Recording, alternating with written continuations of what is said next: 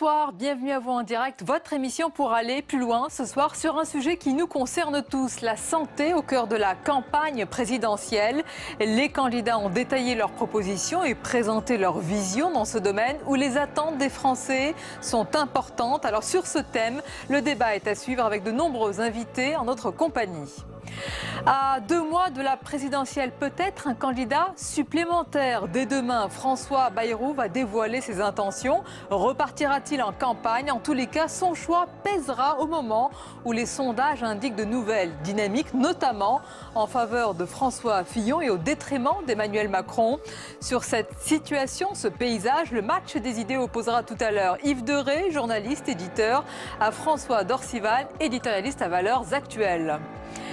Voilà donc pour le programme. Merci de nous suivre. Vos réactions et questions avec le hashtag OVPL. Et avant d'accueillir mes premiers invités pour le débat, voici le tour d'horizon de l'actualité politique du jour.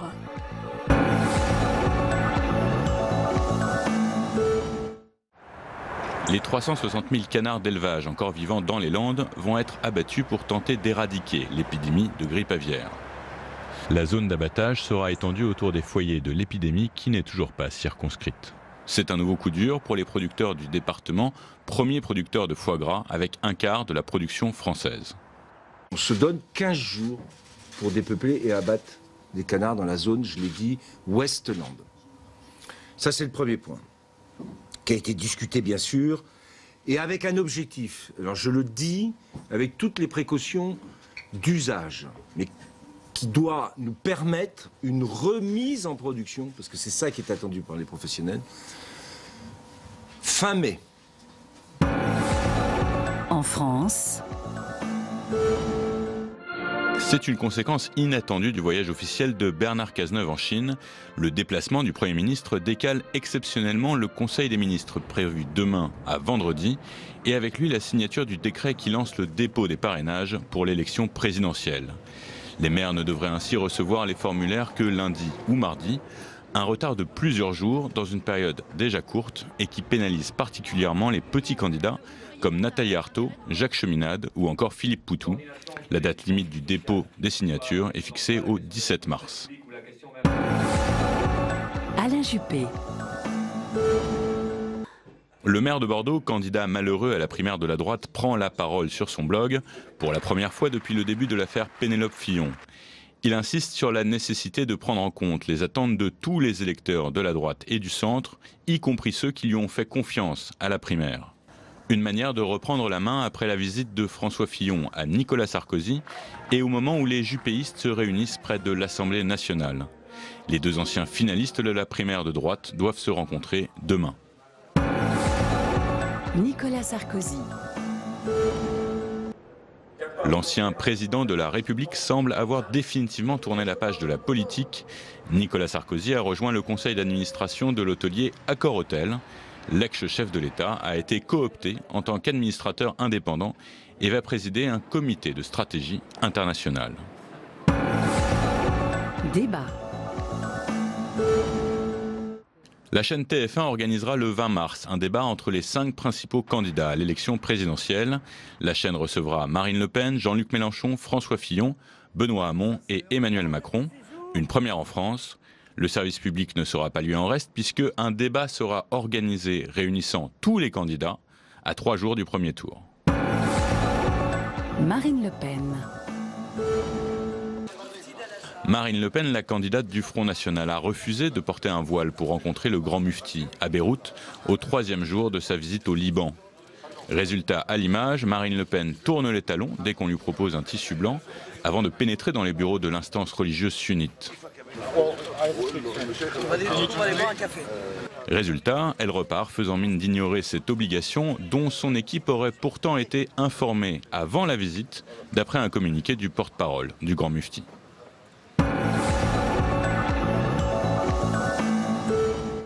Et dans l'actualité, la santé au cœur de la campagne présidentielle. Les candidats ont exposé leur vision et détaillé leurs propositions ce matin. Vous avez d'ailleurs pu suivre sur les chaînes parlementaires et politiques les débats autour des différents candidats. Alors, y a-t-il une vision globale sur ce sujet majeur? On va en parler avec nos invités ce soir. Professeur Francis Brunel, bonsoir. Bonsoir. Vous êtes le président du Cercle Santé Société. Je le précise, c'est un think tank indépendant sur les questions de société. Nous accompagne également ce soir Emmanuel Soufi, bonsoir. Bonsoir. Journaliste, spécialiste des questions sociales. Avec nous, Emmanuel Rivière, bonsoir. Bonsoir. Directeur général auprès de l'Institut d'études et d'enquête Kantar Public et notre chroniqueur économique Jean-Louis Compeau est là. Bonsoir Jean-Louis. Bonsoir Sonia. Alors, madame, messieurs, avant d'entrer dans le vif de notre débat, je vous propose de nous arrêter sur les propositions de l'un des candidats, François Fillon, qui a amodié son programme sur la santé après de vives critiques, y compris dans son propre camp. On voit tout cela avec Cécile Sixou.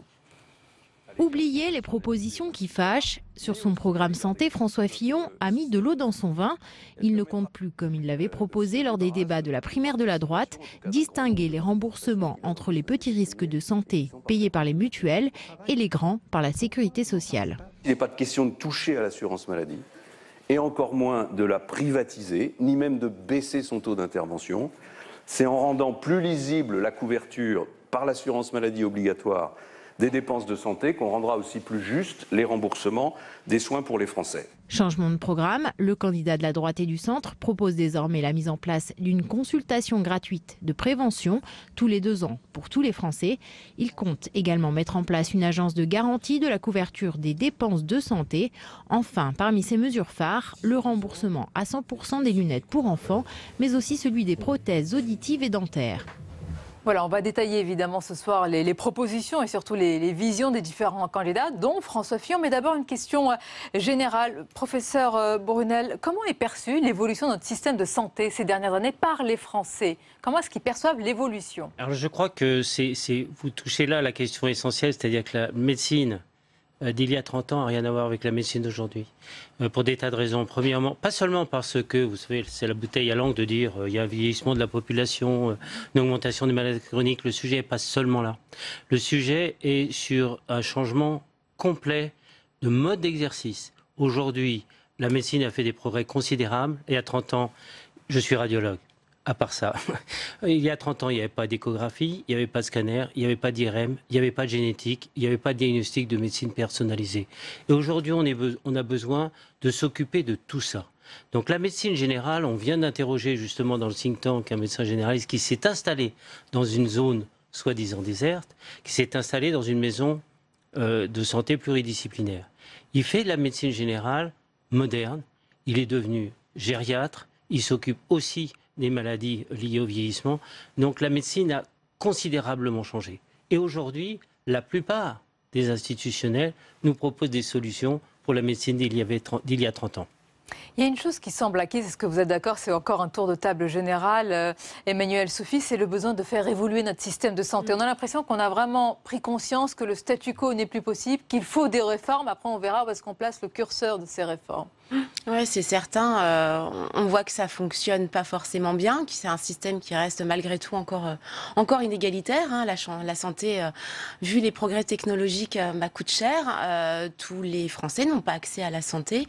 On parle des mutuelles, des complémentaires. Il y a beaucoup de déremboursements à la sécurité sociale avec un endettement d'environ 4 milliards en l'année dernière. C'est évident que l'endettement fait que il y a des déremboursements qui se multiplient et donc les mutuelles sont mises à contribution, les cotisations augmentent et pour beaucoup de Français, ça devient cher de se soigner correctement. Donc il y a environ quand même 5 millions de personnes qui aujourd'hui n'ont pas accès à une mutuelle et pour 1 sur 2, c'est parce qu'elle coûte trop cher. Donc c'est sûr que il y a des inégalités de territoire, des inégalités sociales et on sait que les enfants de catégories moins élevées ont plus de risques d'obésité, de surpoids, etc.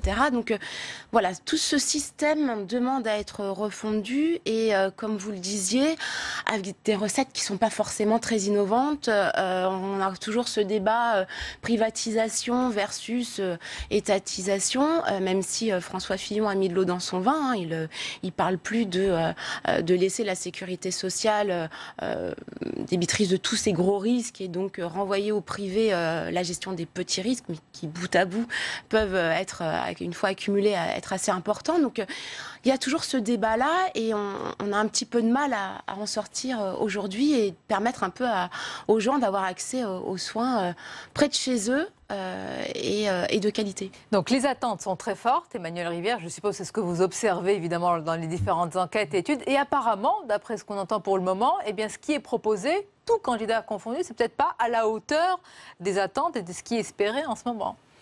Alors, les attentes sont fortes, mais c'est assez compliqué en fait, le rapport ambigu des Français au système de santé. Parce que c'est pas un sujet prioritaire de la campagne. Et lorsque l'on interrogeait l'ensemble des Européens, on conduit ce genre d'enquête à l'automne, la France était un des derniers pays à considérer que la santé était une des priorités pour le pays. C'est un vrai sujet en ce moment aux Pays-Bas. Le Pays-Bas vote dans 3 semaines. Et il y a un débat très important sur les diminutions de dépenses de la santé. Alors, je ne dis pas que les Français pensent que tout va bien. Et quand on les interroge sur la santé, ils décrivent tout ce qui vient d'être dit, le sentiment qu'il y a moins de moyens à l'hôpital. Ils sont très sensibles, évidemment, à la création des déserts médicaux. Ils nous disent, en même temps que ça ne fait pas partie de leur priorité, que ça fait partie quand même des inégalités les plus graves. Et quand le sujet vient, c'est pour ça qu'il a toute sa place. C'est-à-dire que le fait d'avoir mis ce sujet à l'agenda, forcément les Français s'y intéressent. Et quand François Fillon l'a fait, il a vraiment pris un risque. Pourquoi ? Parce que les situations que vient d'écrire Emmanuel Soufi sont insupportables. Parce qu'on est totalement intolérant à l'idée qu'on puisse, faute de moyens, avoir sa santé, voire sa vie, mise en danger. Et donc, le regard est un peu ambigu parce que quand on regarde l'évolution du système de santé, on a ces inquiétudes. D'ailleurs, on a le sentiment que les choses vont de moins en moins bien en France sur un grand nombre de sujets. Quand on se compare, on se console. On se console parce qu'on a des références. On n'en a pas toujours, mais il se trouve que la télévision et les séries télévisées, et notamment les séries américaines, ont inscrit dans la représentation, l'imaginaire des Français, l'idée qu'on a le privilège d'être soigné quand même quand sa vie est en danger, quand des éléments graves sont impliqués, mieux qu'ailleurs. Et donc, il y a une espèce de dualité entre je vais critiquer ce qui va de moins en moins bien, et en même temps, je vais être très attaché au système et à ses fondamentaux. On va faire attention alors à cette perception, à ces différences. On va parler dans un instant, professeur, des inégalités territoriales, mais aussi de la médecine préventive par rapport à la médecine curative. Jean-Luc Goubeau, vous avez suivi ce matin, justement pour nous, sur les chaînes politiques et parlementaires. Ce fut un plaisir. Oui, je l'espère. La présentation des différents candidats sur leur programme. J'imagine que vous avez fait attention, l'économiste que vous êtes, au chiffrage également. C'est important, évidemment, le financement. Est-ce que tout ça était bien ficelé, cadré ? Eh bien, justement, le chiffrage était assez imprécis. Et notamment chez M. Fillon, c'est ça qui était assez extraordinaire. Un petit point sur ce que vous avez dit. Je pense que vous êtes un peu sévère. Vous dites qu'il nous propose des solutions pour la médecine d'hier. Ouais, évidemment, vous n'allez pas demander à ces gens de connaître toute la technologie médicale qui a évolué. Ça, ce n'est pas possible. Mais par exemple, tous ont insisté sur la prévention. C'est quelque chose d'assez neuf. Tous pris un par un, ils ont tous insisté. Vous parliez des maisons de santé. Tous ont parlé des maisons de santé. Donc quand même, ils sont au courant, quoi. Ils ne sont pas déphasés par rapport aux choses qui se passent. Oui, exactement. Ils sont un peu recyclés, les affaires. En revanche, c'est vrai que ça manquait de beaucoup de précision. Et le malheur, par exemple, M. Fillon, qui a voulu être précis, vous le disiez, il n'a pas voulu prendre ce risque, évidemment, parce qu'il distinguait petit risque et grand risque. Et ça va distinguer petit risque et grand risque, c'était prendre un grand risque pour lui. Donc il avait d'abord un projet extrêmement carré, et depuis, il a arrondi les angles. Donc, si vous arrondissez les angles d'un projet carré, vous êtes devant un problème assez sérieux. Donc, et effectivement, il n'a pas été extrêmement précis dans ce qu'il voulait faire, alors que la refondation du système qu'il avait proposé initialement était relativement précise. C'était un changement de système, en quelque sorte. Véritablement un changement de système. Là, on n'est plus du tout dans ce cas. Et alors, ça l'amène à augmenter les dépenses. Tout le monde parle de prévention, mais faire de la prévention, ça coûte à terme, ça c'est là-dessus que M. Hamon a beaucoup insisté là-dessus, à terme, ça permet de faire des économies, ça c'est sûr. Mais dans un premier temps, quand M. Fillon nous dit une visite médicale pour 65 millions de Français tous les 2 ans, payer 40 €, et qui ne nous dit pas combien ça coûte pour faire de la prévention, c'est quand même quelque chose d'important. Quand il nous dit, par exemple, sur les économies de l'assurance maladie, 20 milliards, mais il ne dit pas où ça se trouve. Et alors on lui dit, mais attendez, à l'hôpital, vous n'allez pas faire des réductions d'effectifs, les gens sont déjà débordés. Alors oui, mais je vais trouver dans les emplois administratifs. Mais quand on regarde les chiffres, il n'y a pas beaucoup à rogner dans les emplois administratifs. Non, c'est clair, qu'il repasse aux 39 heures à l'hôpital. Enfin, et effectivement, je fais les 20 milliards d'euros, je ne sais pas, sur les 5 vous savez, ce qui coûte cher dans le système de santé, c'est l'état actuel de la santé, c'est-à-dire l'exercice solitaire du médecin. Aujourd'hui, tous les médecins, les jeunes médecins qu'on vient d'interroger très récemment, là, cet après-midi, disent qu'ils ne veulent plus exercer seuls. Pourquoi ? Parce qu'ils n'ont plus la compétence totale de la totalité des maladies. Ils ne veulent pas non plus exercer tout seuls, sans infirmières, sans paramédicaux. La maison de santé qui est près de Vitry-le-François, qui est à 40 km de Reims, il y a dans cette maison de santé qui est dirigée par un médecin, il y a 8 paramédicaux qui font équipe. Les jeunes médecins veulent travailler en équipe. Et ce qui coûte cher aujourd'hui, c'est la succession d'actes individuels sans coordination. Il y a dans le projet du think tank, le nôtre, moi je suis là pour défendre aucun candidat, il y a le projet d'une réelle coordination des soins. Ce qui coûte cher, c'est le nomadisme médical. Vous dites effectivement que la consultation de prévention, elle est chiffrée. Mais la consultation de prévention, d'abord la prévention, ça fait à peu près 25 ans qu'on en parle et personne n'est capable de le faire. Pourquoi ? Parce que, on en parlait juste avant l'émission, le problème des personnes malades, vous savez, quand on est jeune, on se croit immortel. Quand on est adulte, on se croit invincible, et puis tout d'un coup, il vous arrive un pépin, et là, on s'aperçoit qu'on a besoin du système de santé, et là, on s'aperçoit effectivement que le système de santé est efficace. Pour parler évidemment, c'est beaucoup plus facile de parler de ce qui ne marche pas. Vous avez parlé effectivement du ressenti des déserts médicaux, de l'accès aux soins, de la difficulté, on connaît ces chiffres. Mais on ne parle pas des choses qui marchent. Et les choses qui marchent, vous savez peut-être qu'aujourd'hui en France, le pronostic des accidents vasculaires cérébraux a été amélioré de manière énorme. Pourquoi ? Parce que ce sont les professionnels qui se sont emparés du programme des AVC. Le SAMU, on a un système en France qui est absolument extraordinaire. Vous avez une paralysie, vous avez une douleur dans la poitrine, vous appelez le 15. Et derrière, il y a tout un système qui se met en place. Ça marche. C'est qui a fait ça ? Ce sont les neurologues, ce sont les neuroradiologues. Le pronostic, le taux de mortalité des infarctus du myocarde en France a été divisé par 10. Pourquoi ? Parce que les professionnels se sont mis en ordre de marche, parce qu'aujourd'hui, le SAMU peut emmener à peu près n'importe qui, n'importe où en France, dans un centre où on va vous poser un stent dans votre coronaire qui est responsable de l'infarctus. Vous avez totalement raison de rappeler, j'allais dire, le verre à moitié plein. D'abord, c'est votre rôle et c'est une réalité parce qu'évidemment, on peut se dire qu'on a de la chance d'être ici en France. La coordination des soins. Système de santé, bien sûr. Alors, on va parler quand même de ce qui peut être mieux fait, c'est-à-dire cette réorganisation du système. Dans les enquêtes, Emmanuel Rivière, j'imagine qu'il y a 2 piliers sur lesquels les Français ne transigeront pas si ce système doit être réorganisé. C'est ce que nous avons toujours connu, c'est l'égalité et la solidarité. C'est ce qui définit vraiment notre système de santé, en tout cas pour les Français.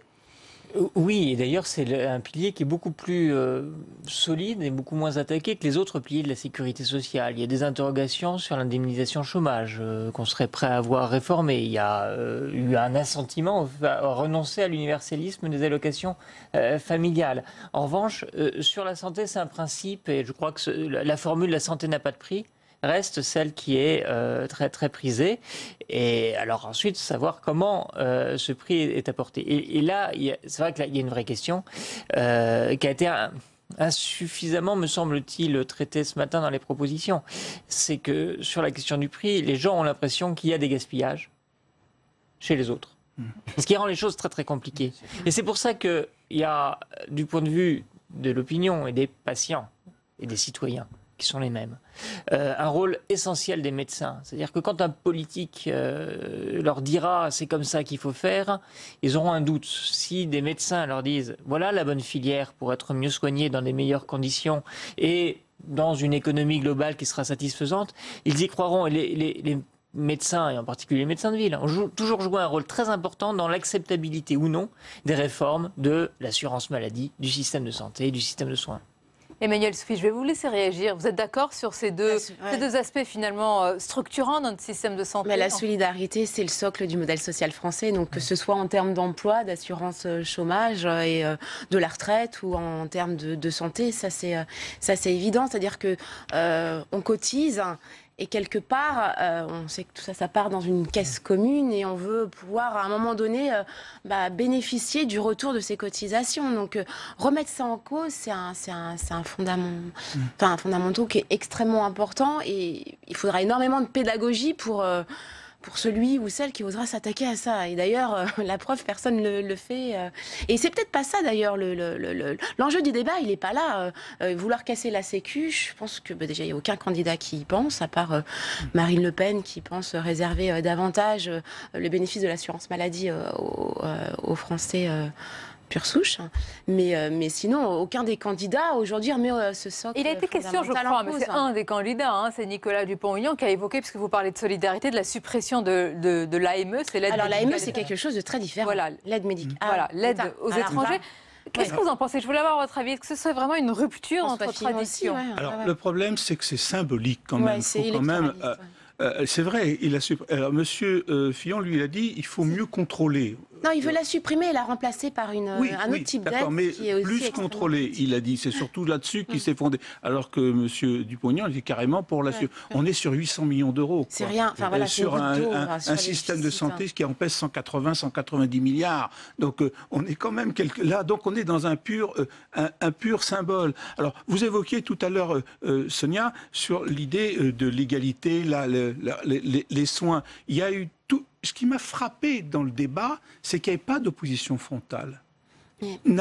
Alors que Fillon s'était situé vraiment dans l'opposition frontale, marquait la différence. On écoute, il y a des nuances, c'est pas pareil. Par exemple, Macron a beaucoup insisté sur l'hôpital. Par exemple, il a vraiment structuré son affaire sur l'hôpital. Mais par exemple, tout le monde était d'accord pour élargir la complémentaire santé, la généralisation, par exemple, aux retraités. Pas tous, pas aux chômeurs tous, mais enfin pour élargir le système, donc qui ne soit pas réservé simplement, la généralisation soit pas réservée simplement aux salariés comme c'est le cas aujourd'hui. Deux candidats différents, même de Fillon par exemple, et également Dupont-Aignan sur arriver au reste à charge à zéro, ce qui est quand même quelque chose, c'est-à-dire que le malade n'aurait plus rien, à la fin du quinquennat, n'aurait plus rien à payer. Donc moi j'ai eu l'impression d'une réunion assez consensuelle. Très généreux. C'était très généreux. Alors, je mets la question des coûts. Oui. Est-ce que c'est réaliste, professeur? Alors, vous venez de souligner, effectivement, souvent, les candidats vont faire un choix, l'hôpital, la médecine libérale, et je pense que la solution n'est pas là. Je reviens sur l'audition que nous avons faite de ce médecin généraliste installé. Vraiment, c'est un endroit où il y a 20 habitants au kilomètre carré. La Nièvre, c'est 15 habitants au kilomètre carré. C'est quand même extrêmement vaste. Donc c'est un désert. Il s'occupe de 5384 habitants dans sa circonscription, dans son agglomération de communes. Qu'est-ce qui se passe? Il a complètement fait tomber les barrières entre l'hôpital et la médecine libérale. Il est installé en libéral dans un cabinet médical qui a été construit par la communauté de communes, qui lui loue. Et qu'est-ce qu'il fait? Comme maintenant, la plupart des jeunes médecins sont mariés, leur femme ou leur époux, parce que les femmes sont aussi médecins, ont un emploi, ils ont des enfants qui ont besoin d'aller à l'école. Donc qu'est-ce qu'il fait? Il habite à Reims. Et il vient travailler dans sa maison de soins multidisciplinaires, qui est à peu près 1 heure de voiture. Et il y travaille, comme tous les jeunes veulent travailler aujourd'hui, en préservant sa vie privée, c'est-à-dire qu'il ne travaille pas le week-end, ni le mercredi matin parce qu'il s'occupe de ses enfants, parce que c'est un bon papa. Et qu'est-ce qui se passe? Il a habitué sa population à sa présence, et qu'est-ce qu'il fait? Il prend ses gardes. Où ça? Il prend ses gardes à l'hôpital de Vitry-le-François.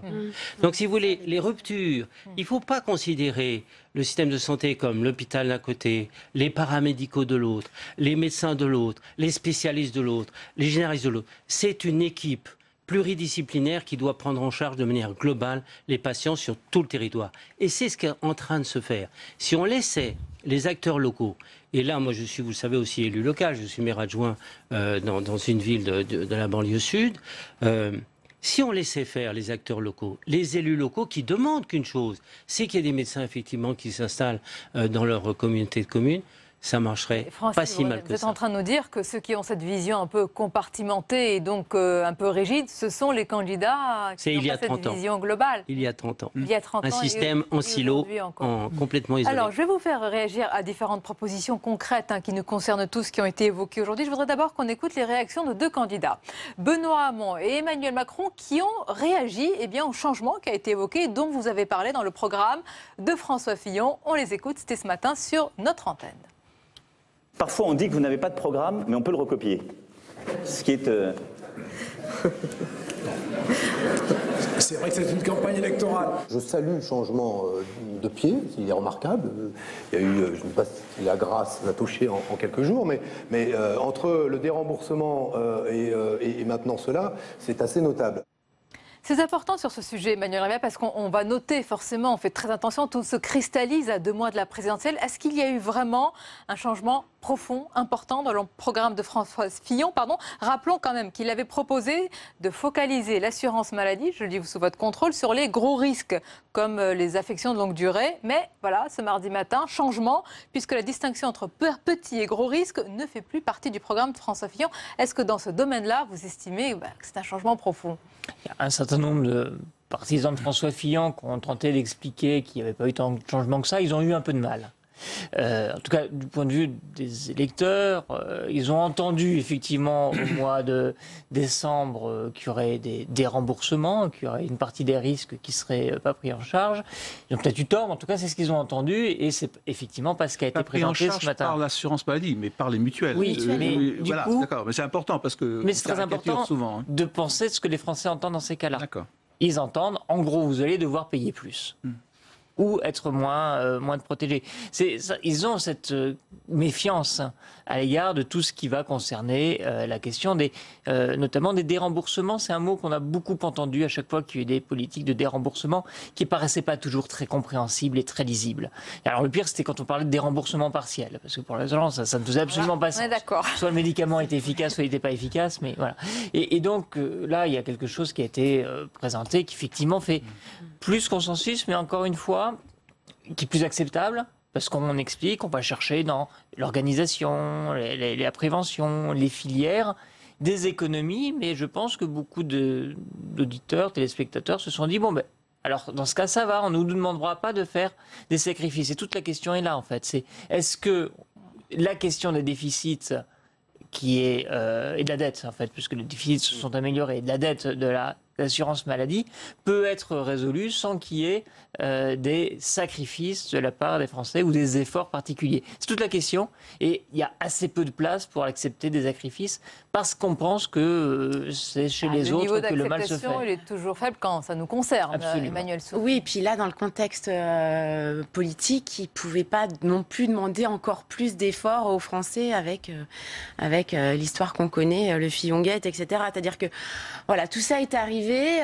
Il s'est quand même rendu compte que son idée de remettre l'État, que l'État soit moins présent dans la santé, ça n'allait pas du tout passer. Donc du coup, quand même un rétro-pédalage assez important. Donc volte-face quand même. Ah oui, non, mais clairement, ouais. Et après, il s'est défendu en disant qu'il avait mis sur la table la question d'enjeux assez légitimes. Mais le fait est qu'il a quand même beaucoup amoindri une partie de son camp sur ce sujet. Ah, mais clairement, parce que on revient sur la question de la solidarité qui n'est pas un clivage droite-gauche, qui est un socle fondamental et auquel tout le monde est attaché, y compris son propre camp. Alors, autre proposition, c'est celle de Benoît Hamon. Je voudrais vous faire réagir. D'abord, Jean-Louis Gombault, le candidat socialiste qui souhaite modifier le financement de l'hôpital, c'est intéressant quand même, et revenir en partie sur la tarification à l'activité. Oula, je vois un professeur qui prend sa tête entre ses mains. Peut-être vous faire réagir d'abord. Que se passe-t-il ? Non, je crois, si vous voulez, on est passé effectivement d'un système de dotation globale où, en gros, on faisait comme à l'armée, c'est-à-dire qu'on brûlait le gasoil au mois de décembre pour pouvoir avoir la même dotation pour faire marcher les tanks au mois de janvier. Donc c'est vrai qu'on reconduisait un budget l'année d'après sans aucun travaille sur l'efficience. La T2A, elle a bien sûr c'est-à-dire en gros la tarification à l'activité de chaque hôpital a eu des effets positifs et des effets pervers. Les effets pervers, c'est bien sûr, on a voulu augmenter l'activité en développant l'hôpital de jour, en développant des pathologies lourdes pour pouvoir effectivement avoir des recettes pour pouvoir effectivement faire marcher son hôpital.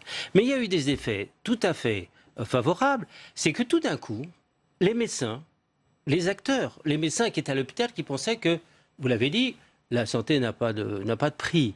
Mais on s'est aperçu, quand on a dirigé un hôpital, j'ai dirigé la CME de l'hôpital Necker pendant à peu près 10 ans, on s'aperçoit qu'en fait, il y a un coût parce qu'il y a un budget, parce qu'il y a des infirmières à payer, parce qu'il y a des salaires à payer, parce qu'il faut chauffer l'hôpital.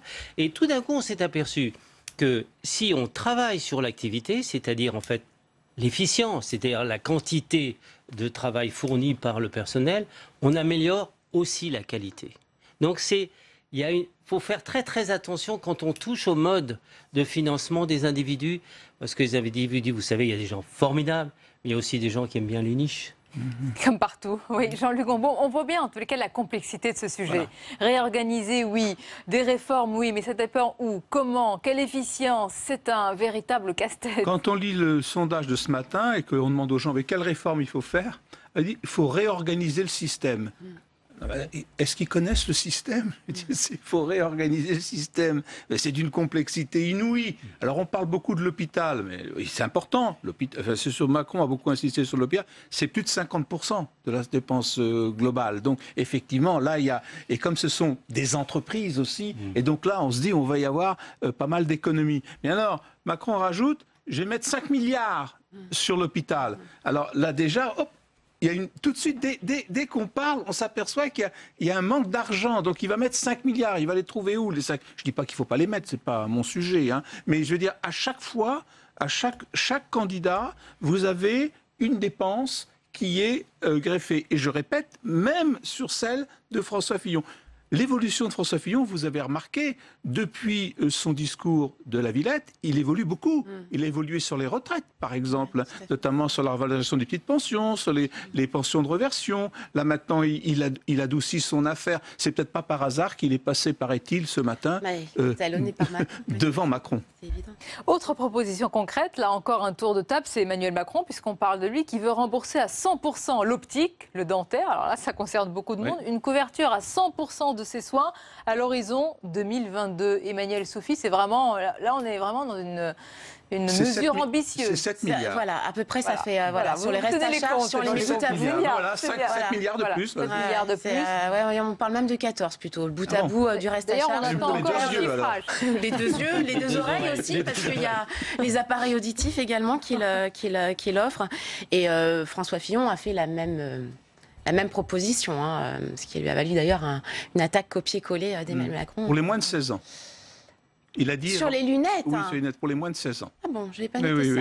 Mais il propose pareil pour le dentaire et les appareils auditifs. Quoi. Là, il faudra donc, j'imagine, pour Emmanuel Macron, attendre le chiffrage et le programme complet. Et ils disent 0 reste à charge, mais du coup, on ne sait pas qui est-ce qui va payer, si c'est la Sécu ou si ce sont les mutuelles qui quand même ont déjà beaucoup de choses, beaucoup de frais qu'elles ont récoltés. Donc si c'est elles, on peut aussi s'attendre à des hausses de cotisation.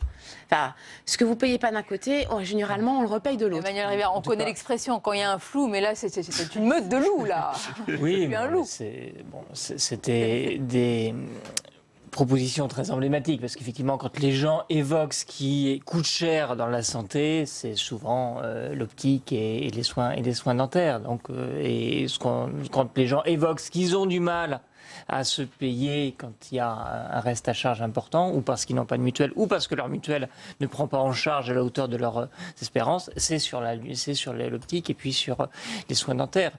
Plus rarement sur les prothèses auditives, mais ça peut aller, je parle souvent de contrôle professeur, en se développement avec l'allongement de la vie de la population. Oui, là je crois aussi il faut faire très attention. Je pense qu'on a besoin, mais c'est probablement le rôle d'un groupe comme le nôtre, c'est-à-dire un think tank, un cercle de réflexion. Il faut un petit peu se projeter aussi. Vous savez que quand on prend une décision, d'abord, elle met au moins 5 ans à se mettre en œuvre. Et puis, un quinquennat. Et puis un quinquennat où en gros à peu près... Oui. Pardonnez-nous de voir toujours en temps politique. Vous avez raison, on est sur une chaîne politique. Donc on met 5 ans à se mettre en œuvre et les choses ont changé en 5 ans. On parle de l'optique, on parle de l'audioprothèse. D'abord, moi je suis persuadé, enfin en tant que médecin, vous savez que quand on n'entend plus, on se désocialise. Il y a une désocialisation. Moi j'ai des exemples familiaux. Dans ma famille, des personnes qui résistaient à l'audioprothèse parce que c'est moche, parce que ça se voit, parce que ça fait vieux, etc. Le jour où ils ont dit, mais Francis, je réentends le clavecin dans les suites de Bach. Donc, si vous voulez, tout d'un coup, le monde s'est éclairé. Problème beaucoup plus large. Et les gens se remettent à parler à leurs petits-enfants. Donc, qu'est-ce qui va se passer avec le numérique, avec les boîtes comme Amazon, je la cite au hasard? Ces prothèses, ces appareils d'optique vont voir leur prix de vente chuter drastiquement. Et il y a un vrai problème, personne n'a anticipé ça. Aujourd'hui, vous savez que dans les centres-villes, il y a à peu près 2, 3, 4... Il y a autant de magasins d'optique que de boulangeries, à peu près. Je suis après, dans ma ville, c'est à peu près ça. Il y en a 3, il y a 3 boulangeries, il y a 3 magasins d'optique. Il faut qu'ils ont du mouron à se faire. Il va se passer des choses. Et est-ce que c'est anticipé ? Je ne le crois pas. C'est intéressant, en tout cas. Vous nous dites que les propositions d'aujourd'hui ne sont pas forcément les propositions de ces candidats aujourd'hui, ne sont pas celles qui seront appliquées, ou en tout cas, elles seront peut-être datées pour le président qui sera élu. En tous les cas, on tenait à évoquer ce sujet. C'est un sujet de fond. Et enfin, on pourrait dire, là, on sera tous d'accord, les sujets de fond sont abordés dans cette campagne présidentielle. Il y en aura d'autres, la santé, la sécurité et beaucoup d'autres. On aura donc l'occasion d'en reparler. Merci encore pour ce débat et cette analyse. Restez avec nous, la suite de votre émission, parce que dans l'actualité, eh bien, un peu plus politique, à 2 mois de la présidentielle, peut-être un candidat supplémentaire dès demain. François Bayrou va dévoiler ses intentions. Repartira-t-il en campagne? Dans tous les cas, son choix pèsera au moment où les sondages indiquent de nouvelles dynamiques sur cette situation. Le match des idées opposera dans quelques instants Yves Derey, journaliste et éditeur, à François Dorcival, éditorialiste à Valeurs Actuelles. Restez avec nous, c'est à suivre. Public Sénat vous donne rendez-vous au Salon international de l'agriculture pour une plongée quotidienne dans la plus grande ferme du monde. Des grands débats qui animent le monde agricole, aux visites des candidats à la présidentielle, vous serez aux premières loges de ce grand événement. Le Salon de l'agriculture, en partenariat avec Groupama, un événement à suivre du 25 février au 3 mars, en direct sur Public Sénat. Vous les connaissez, les 45? Oui, oui. Celle-là, comment elle s'appelle? La Eclipse. Eclipse, c'est celle-ci? Et Héroïne. Oh. L'important, c'est la traçabilité et de savoir d'où on vient et où on va. Exactement. Elisabeth, vous m'expédiez où maintenant? On va continuer à visiter la Mayenne. Ah, c'est magnifique, on dirait de la crème. C'est incroyable. Ah, ben j'aurais pas mes lunettes, j'aurais pensé que vous m'aviez dans une laiterie. L'agriculture, localement, on peut agir. C'est du pur bonheur. Toute la prairie. J'ai hâte de voir ce que vous en faites pour produire vos fromages. On croque dans la nature. C'est un petit trésor de fromage. Manger, c'est voter. Mangez, c'est voter, jeudi à 19h sur Public Sénat. Et bienvenue à vous si vous nous rejoignez à l'instant, nous sommes en direct. Bien sûr, c'est votre émission, on va plus loin pour débattre à présent et analyser ce qu'il en sera demain avec peut-être un candidat supplémentaire sur la ligne de départ de cette course à la présidentielle. François Bayrou va mettre fin demain à la valse hésitation qui dure depuis plusieurs semaines. Alors se présentera-t-il et quelles conséquences surtout dans ce cas alors que ce soir les courbes des sondages se croisent entre Emmanuel Macron et François Fillon? Pour en parler, nos invités ce soir, François Dorcival, bonsoir. Bonsoir Sonia. Éditorialiste à Valeurs Actuelles et Yves Derey, bonsoir. Bonsoir. Rédacteur, tout nouveau rédacteur en chef au Parisien Magazine. Félicitations et bienvenue à vous. Merci. Alors messieurs, d'abord, avant d'entrer dans le vif de notre débat, un petit tour d'horizon des quelques campagnes présidentielles, et il y en a eu, qu'a connu François Bayrou. Repartira-t-il à la charge demain? Vous nous le direz si vous avez des indications. Mais d'abord, ce sujet sur l'éternel candidat de Fabien Recker. François Bayrou serait-il aux portes d'une nouvelle campagne présidentielle? Ce ne serait pas une première. Première tentative en 2002, François Bayrou espère incarner la relève face à Jacques Chirac, mais son compromis entre droite et gauche reste flou aux yeux des Français. Une image restera de cette campagne, cette gifle, infligée à un enfant qui aurait tenté de lui faire les poches. François Bayrou, homme à poigne, en 2007, il n'est pas loin de remporter son pari. Crédité d'à peine 8% des intentions de vote lors de sa candidature, il réunira finalement 18% des voix, s'imposant comme l'arbitre du match entre Ségolène Royal et Nicolas Sarkozy. Au point de débattre avec la candidate socialiste entre les deux tours, une première pour un candidat éliminé. Mais la campagne de 2012 est un échec.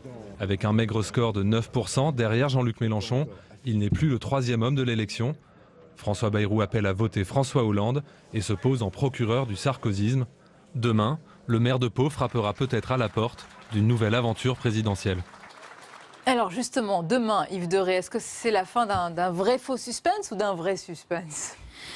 Bah écoutez, c'est pas évident, hein. J'aimerais pas être dans la tête de François Bayrou. D'après mes indications, ce week-end, il n'avait pas encore tout à fait pris sa décision. Il y a deux hypothèques, hein, je crois, dans la décision qui pèse sur la décision de François Bayrou. L'une d'elles est levée, c'est-à-dire qu'un accord Hamon-Mélenchon l'aurait sans doute dissuadé d'être candidat, parce qu'il n'aurait pas voulu dans Benoît Hamon au second tour. L'accord semble s'éloigner, donc du coup, on a plutôt des hypothèses membres de second tour, Fillon-Le Pen, Macron-Le Pen. Bon. Donc de ce point de vue-là, il a moins de complexe à y aller et moins mauvaise conscience. Maintenant, le problème pour lui, c'est comment y aller et peser. Si de toute façon on a Marine Le Pen face à un candidat, il pèsera pas beaucoup, même s'il a fait 10-11%, parce que de toute façon, il sera contraint de rallier le candidat contre Marine Le Pen. Donc vous voyez qu'il est dans une situation difficile, parce que je crois que François Bayrou, qui n'est pas...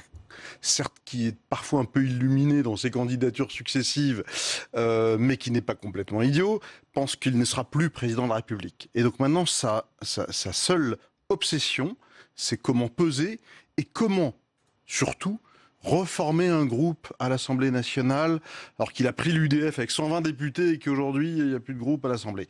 Donc c'est ça sa problématique. Il aimerait rendre en gros les clés un peu de la maison comme il l'a reçu.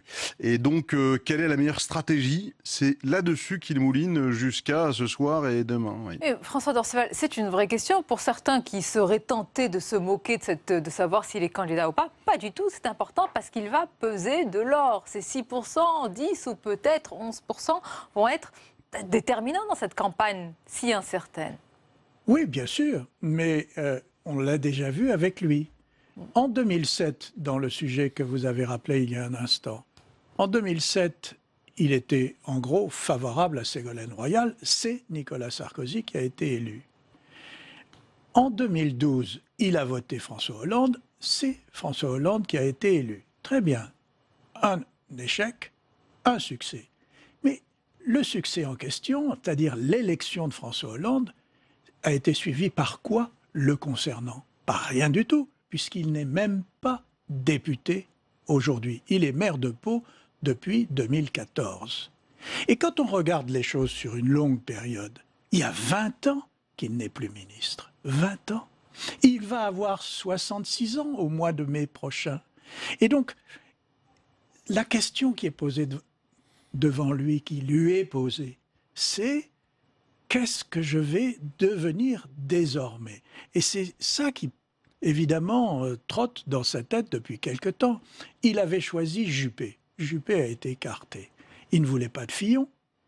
Et aujourd'hui, que dit-on?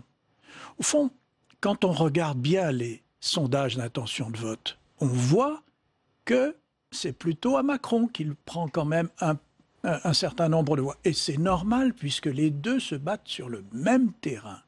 Et on voit bien M. Gérard Collomb, le maire de Lyon, soutien d'Emmanuel Macron, dire ce serait une très bonne chose que François Bayrou nous rejoigne. S'il rejoint Emmanuel Macron, que va-t-il devenir? Ça n'est pas avant le premier tour qu'on négocie des investitures pour les élections législatives de juin. Et s'il est candidat, ça se fera sans doute au détriment d'Emmanuel Macron, et c'est la raison pour laquelle un soutien de François Fillon comme Éric Woerth dit mais il y a un espace pour lui. Justement, Yves de Ré, on va regarder deux hypothèses, s'il est candidat ou s'il ne l'est pas, et à qui il prend des points s'il est candidat. C'est un sondage Elab de ce soir. On va voir les deux hypothèses s'afficher sur l'écran. Les voici. Intention de vote au premier tour de la présidentielle avec François Bayrou. Vous voyez son score, 6%. Vous voyez un petit peu les scores de François Fillon, 20%, Emmanuel Macron, 17%, Marine Le Pen, 27%. Allez, autre hypothèse maintenant, des intentions, voilà, sans François Bayrou. Et on voit qu'il grappille un petit peu, presque un point à chacun, sauf peut-être à Marine Le Pen. François Fillon, 21%, Emmanuel Macron, 18,5%, et Benoît Hamon, 13%. Bon, c'est pas un bouleversement, Yves de Ré, mais quand même, comme tout se joue dans un mouchoir de poche, on ne sait jamais. Tout à fait, c'est pas un bouleversement, il prend un peu à tout le monde. Je rappelle quand même qu'en 2007, il n'a pas soutenu Ségolène Royal, qui a fait la danse du ventre en bas de chez lui, etc. On sait qu'il a voté blanc, mais enfin il avait quand même fait la danse du ventre. Il n'a pas fait ce qu'il a fait avec Hollande. Oui. C'est elle qui... Il n'a pas été aussi clair et tranché. C'est elle qui l'a beaucoup courtisé, bon voilà, elle n'a pas obtenu gain de cause. Alors là, effectivement, on voit que... Mais lui... Dans la tête de Bayrou, c'est difficile. On commence, c'est difficile parce que c'est un Béarnais, donc être dans la tête des Béarnais, c'est pas simple. Mais néanmoins, passer la plaisanterie, il se dit quand même toujours que, vous l'avez rappelé dans le sujet, il a commencé à 8, il a fini à 18. Là, il est à 6, alors qu'il n'a pas encore déclaré sa candidature. Donc lui, il se dit déjà, je déclare ma candidature, il y a tout de suite un effet un peu de levier, et je passe à 8-9. Et après, je fais campagne, et je suis à 10-12, et je suis en situation de peser. Donc moi, j'ai quand même le sentiment que ce qu'il prépare, c'est plutôt une candidature. Après, c'est vrai que ce qui est un peu fou, c'est que la semaine dernière, encore il y a 10 jours, il était quand même dans une autre stratégie, dans une autre idée. Il pensait que Macron était quand même très bien placé, que Fillon était limite carbonisé, et que pour lui, l'accord idéal, c'était avec Macron, parce que, au fond, Macron n'est pas vraiment équipé, n'a pas un vrai parti, et que c'est au fond assez facile pour lui, le vieux pro de la politique, d'habiter la maison Macron, et de prendre un petit peu ce qu'il y a à prendre. Chez les anciens RPR, là, c'est plus compliqué. Oui, donc c'est sûr. Donc, il pensait qu'il était plutôt là-dessus. Et puis, en une semaine, Fillon, finalement, résiste à la crise. Macron rentre dans sa crise à lui. Marine Le Pen a aussi quelques déboires. Mélenchon, pas dans les sondages, elle s'envole. Pas dans les sondages. À Mélenchon, l'accord ne se fait pas. Et même avec Jadot, c'est compliqué. Et du coup, je pense que l'alignement des planètes façon Bayrou va plutôt dans le sens d'une candidature, si je devais... Je vous laisse répondre. Et un point sur lequel nos téléspectateurs et sur les réseaux sociaux nous interpellent, c'est sur l'aspect financier. Est-ce que ça pourrait être un obstacle quand même pour François Bayrou, une campagne, ça coûte cher? Alors, c'est intéressant comme question parce que c'est la première fois que François Bayrou se déclare aussi tard. En 2007, il s'était déclaré en 2006. En 2012, il s'était déclaré en décembre 2011, etc. Et pourquoi si tard? Pour des raisons que nous avons évoquées, Yves et moi, c'est-à-dire le fait qu'il y avait une primaire à droite, il fallait attendre qu'elle soit faite, et puis ensuite, tout le théâtre a été occupé par la primaire à gauche et la renonciation de François Hollande. Tout ceci bouleversait complètement le décor. Et en effet, il s'y prend très tard. Mais qu'est-ce que ça signifie? Ça signifie que sa campagne ne sera pas une campagne comme celle de ses concurrents. Ce sera une campagne purement radio-télévisée. Voilà. Et celle-là, c'est celle qui coûte le moins cher. Mais rappelons-nous quand même que les sondages varient beaucoup. On a retenu la leçon. En mars 2012, François Bayrou était à 15% avant de revenir à 9% en définitive au moment du scrutin. Donc, la situation de François Bayrou est tout sauf calée. Qu'est-ce que vous pensez des passerelles que certains lancent entre Emmanuel Macron et François Bayrou? Est-ce qu'il y a vraiment autant de points communs qu'on le dit? Peut-être déjà sur l'approche, certains disent mystique de la politique pour les deux candidats, sur l'Europe, mais au-delà, est-ce qu'il pourrait y avoir des affinités ou plus, ils se sont justement, rencontrés, heureusement, tout le monde se rencontre. Ils ont discuté. Moi, je veux juste un tout petit mot sur l'aspect financier que vous avez évoqué.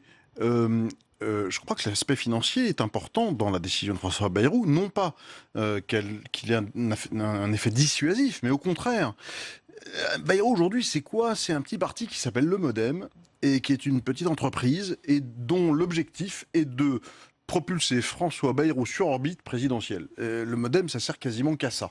Et donc, quand... c'est la dernière fois. Voilà, c'est la dernière fois. Et donc, quand le patron n'y va pas, la petite entreprise, elle n'a plus grand-chose à faire. Et donc, malgré tout, le fait qu'il aille à la présidentielle, du coup, il remobilise les énergies au sein de son parti, et du coup, génère aussi de l'argent public, parce qu'il fera plus de 5% quand même. Il sera remboursé de ses frais de campagne, et il y aura de l'argent public qui viendra aussi. Donc, moi, je pense que l'aspect financier plaide plutôt en faveur aussi d'une candidature.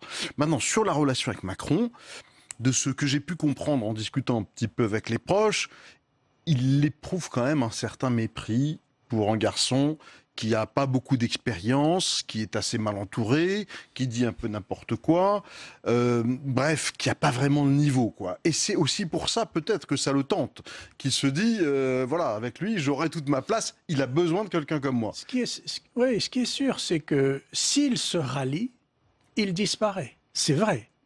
Il disparaît. Il faut dire qu'il n'était pas central là dans le paysage politique, sans vouloir faire du tort. Tout à fait, bien sûr. Et il disparaît dans des conditions qui ne sont pas très bonnes. S'il est candidat, il prend de gros risques, mais bon, pendant 2 mois, il va exister. Et après, il y a les élections législatives. Et effectivement, il négociera entre les 2 tours, non seulement son appoint pour le second tour, mais aussi, là, il négociera les législatives qui vont suivre. Alors pendant ce temps, Yves Derey, il y a évidemment les autres candidats et ce sondage ce soir, évidemment, un sondage ne fait pas, enfin vous le savez tout ça, il va faire très attention à toutes les enquêtes, mais malgré tout, on n'arrête pas de dire depuis des jours que François Fillon consolide son socle. Là, ce sont 3 points qui sont gagnés, durement, j'allais dire, parce qu'après 15 jours d'une campagne très très difficile sur le terrain et dans les médias, comment vous expliquez cette solidité, cette dynamique qui du coup est au détriment d'Emmanuel Macron ? Je pense que d'abord Emmanuel Macron a sérieusement dévissé, et c'est de sa responsabilité. Je crois qu'il a dit quand même une énormité, qualifié de criminel contre l'humanité. Enfin, les gens de la guerre d'Algérie, c'était complètement fou. Et ça montre quand même une forme d'immaturité politique, d'évidence, qu'on n'imaginait pas quand même d'un homme aussi lettré, cultivé qu'on le dit, en tout cas, qui semble être. Donc vraiment, c'était très surprenant, quoi. Vraiment, c'est grosse bêtise. Et puis après, Fillon, on l'a dit pendant quelques semaines ici, il démontre une certaine solidité. C'est vrai que vous l'avez dit, on l'a dit, en plein Penelope Gate. On l'a dit, et ça se vérifie. L'homme est solide, l'homme est carapacé, et on sait que c'est la qualité principale pour devenir président de la République. Et c'est ce qu'attendent ces électeurs. Parce que ces électeurs ont passé 1 semaine ou 15 jours à se dire on est en train de nous voler l'élection présidentielle. Vous voulez dire que le désir d'alternance est plus fort que le ressentiment, les accusations médiatiques et judiciaires, que le ressentiment et la déception que ressentent vraiment les sympathisants, les électeurs de droite? Ce choc a existé. Ce choc a existé incontestablement dans une partie de son électorat. Probablement un tiers de son électorat. Et on l'a vu perdre 6 points. Mais il a résisté sur le cœur. Et au fond, ce cœur de l'électorat lui a permis d'abord de dire à ses pairs, qui se préparaient tous les uns les autres à je ne sais quoi, de plan B et autres, c'est moi qui y vais, je vais y aller et vous allez voir qu'on va s'en sortir. Attention quand même. Comme on a été prudent, non, mais il faut, je continuerai de l'être cette fois dans l'autre sens. Comme toujours. Dans un tremblement de terre, les répliques n'ont pas toujours lieu tout de suite. Toujours. Mais ce que je dis, c'est on n'est pas à l'abri de nouvelles répliques, François. Il est possible. Ce que nous avons dit tous les deux, c'est-à-dire son cœur est solide. Mais attention, dans les 2 cas, il peut y avoir encore des répliques. J'ai noté ce que vous avez dit tout à l'heure, Yves Derey. Vous avez dit que Emmanuel Macron a fait preuve d'une immaturité politique. Ici même, à votre place, hier, dans cette même configuration de match des idées, il y avait Jean-Pierre Mignard, avocat et soutien d'Emmanuel Macron, qui nous disait, pour lui, c'était une autre manière de faire de la politique. Voilà comment les soutiens d'Emmanuel Macron. Et il me disait, mais vous ne comprenez pas, vous n'arrivez pas à appréhender cette nouvelle manière de faire de la politique. L'autre manière de la politique ne peut pas être de dire quelque chose et ensuite de revenir sur ce qu'on a dit. Dire, cette formule-là, il la regrette, elle était malheureuse. Il aurait peut-être pu formuler une idée intéressante et qui aurait pu peut-être toucher un électorat qu'il essaye de se rallier, des gens issus de la diversité, etc. Mais il a une formule qui n'était pas appropriée, il a dit une bêtise. Selon vous, et je pense que oui, c'est la formule, et puis après c'est les allers-retours, c'est un petit peu je l'ai pas vraiment dit comme ça, etc. Et puis aussi, à un moment donné, je crois, à un moment où dans une campagne, il y a eu la dynamique. Est-ce qu'elle n'est pas venue trop tôt? C'est-à-dire qu'une campagne présidentielle, c'est toujours aussi avoir le bon timing, être en forme et au top au bon moment. On est la malédiction des favoris. Il faut être au top en avril. Voilà. Est-ce qu'il n'a pas été un peu trop tôt? Est-ce Il y en a une qui est au top depuis déjà longtemps et qui est encore au top aujourd'hui. Alors, expliquez-nous quand même un phénomène, François Dorcival, parce qu'elle atteint des records, très bien, et elle fait campagne sans être perturbée par ses concurrents, au sens où ils s'affrontent entre eux, ils s'anesthésient même entre eux, mais ils n'ont pas suffisamment d'armes, ils ne sont pas suffisamment outillés apparemment pour la combattre. Mais le plus amusant dans ce domaine, ce sont d'ailleurs les gens du Front de gauche ou de la CGT qui viennent balancer des casseroles autour de François Fillon, donc de gêner ses meetings ou je ne sais quoi. Mais devant Marine Le Pen, ils ne bougent pas. Hein. On ne les voit pas l'empêcher de faire campagne. Ce qui prouve bien d'ailleurs que dans ce milieu, elle a accroché une bonne partie de l'électorat, évidemment. Et cet électorat-là, quoi qu'on dise, parce que toutes les affaires qui traînent sur Marine Le Pen sont absolument équivalentes à ce que l'on a dit pour François Fillon. Les mêmes choses sur son compagnon, son garde du corps. Vraiment les mêmes, parce que ce qu'elle dit, je me permets de dire, ce n'est pas allé dans ma poche. Oui, enfin bon. Certes, mais pour ses électeurs, en fait, elle prend de l'argent à l'Europe, et donc ça va très bien. Mais il y a quelque chose de très pervers, je trouve, dans cette campagne. C'est que Marine Le Pen, en fait, ils ont tous envie d'être face à elle au second tour, parce qu'ils se disent tous qu'ils sont sûrs de gagner contre elle au second tour. Oui, bien sûr. Donc du coup, il faut surtout pas l'attaquer, surtout pas l'affaiblir, parce que c'est l'adversaire idéal du second tour. Et donc, en fait, la question maintenant, c'est entre eux qui sera son adversaire, et donc qui sera le prochain président de la République. Et donc, ils se battent entre eux pour être le second de Marine Le Pen. Mais ça fait un moment. Et voilà. Et c'est ça qui fait aussi... Et il est vrai. C'est ça la perversité du truc, c'est que du coup, personne n'attaque vraiment. Et il est vrai quand même que pendant 8 à 15 jours, les médias, d'une manière générale naturellement, avaient choisi le débat Macron-Le Pen. Emmanuel Macron, Marine Le Pen. Et ces choses-là ne sont jamais écrites d'avance. La seule chose qui peut changer, en fait, les choses, qui risque d'arriver, à mon avis, dans les jours qui viennent, c'est le premier sondage qui montrera que Marine Le Pen peut gagner la présidentielle, peut gagner le second tour. Là, vous verrez que la campagne va changer d'âge. Parce que les écarts sont en train de se réduire. On est de moins en moins loin. Oui, on est moins loin. On était à 35, maintenant on est à 41, 42, 43, etc. 43, oui, j'ai vu un sondage où on est à 46, je crois. En tous les cas, c'est une très forte dynamique, solide, on l'a souvent dit, son électorat, c'est un peu un bloc de granit en ce moment.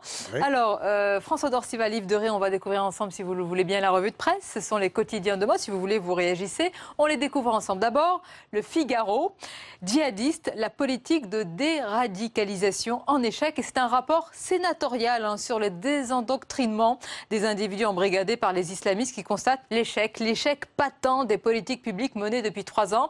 Un grand motif d'inquiétude au moment, François Dorcival, où il y a la hantise des retours, ce que l'on appelle les revenants de Syrie et d'Irak. Absolument. Et là, les autorités françaises sont dressées contre les retours et pour s'opposer à tous les retours, parce qu'ils savent que parmi tous ceux qui rentreraient, il y aurait évidemment de nouveaux djihadistes qui tenteraient de passer à l'action. Je signale quand même qu'on en a arrêté pas mal depuis quelques semaines.